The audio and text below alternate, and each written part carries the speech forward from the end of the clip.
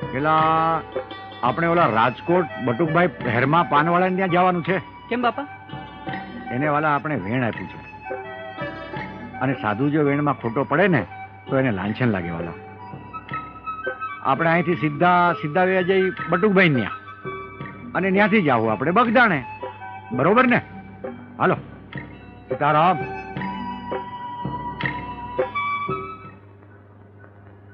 ઓય ઓય બટુકભાઈ. બાપા સીતારામ.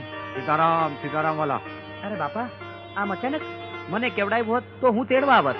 હવે વાલા તમને વેણ આપ્યું તું, પછી તમને તેડવા બોલાવાય? આવી ગયો, મારા રામની ઈચ્છા થઈ એટલે આવી ગયો તમારા ઘરે. ભલે બાપા, હાલો અંદર. શું છે બટુકભાઈ? અમે ગયા તા હતાધામ, એટલે પછી રસ્તામાં તમે યાદ આવ્યા. હા એટલે આવી આવ્યા. બાકી હવે મોજમાં? હાજી બાપા. દીકરો ક્યાં છે તમારો? બસ બાપા, એ ગગાને લાવતો. આપનો જ દીધેલ છે બાપા. અરે વાલા, ઈશ્વરનો, મારા રામનો આપેલો ભાઈ. સીતારામ. પેલા તમારું ઘર બહુ નાનું લાગે છે. બાપા, આપની કૃપા થાય તો મોટું થઈ જાય.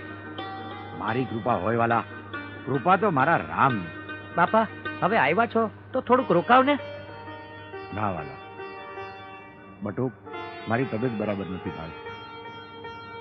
આ તને વેણ આપ્યું હતું ને એટલે આવી ગયો ભાઈ. મારા રામનો હુકમ થાય તો વળી પાછો આવીશ, અને આપણે મોજ કરશું. સીતારામ બાપા.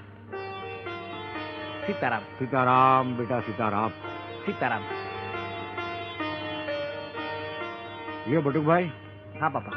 અમે રજા લઈએ. ભલે બાપા. સીતારામ વાલા. સીતારામ બાપા. હવે તમે મઢીએ ક્યારે આવશો? આપનો હુકમ થાય એટલે આવી જશું. તમે મઢી આવો ને એટલે મારે આ બંડી દેવી છે. ભલે બાપા. સીતારામ બેટા. સીતારામ બાપા. સીતારામ બેટા. હે સીતારામ.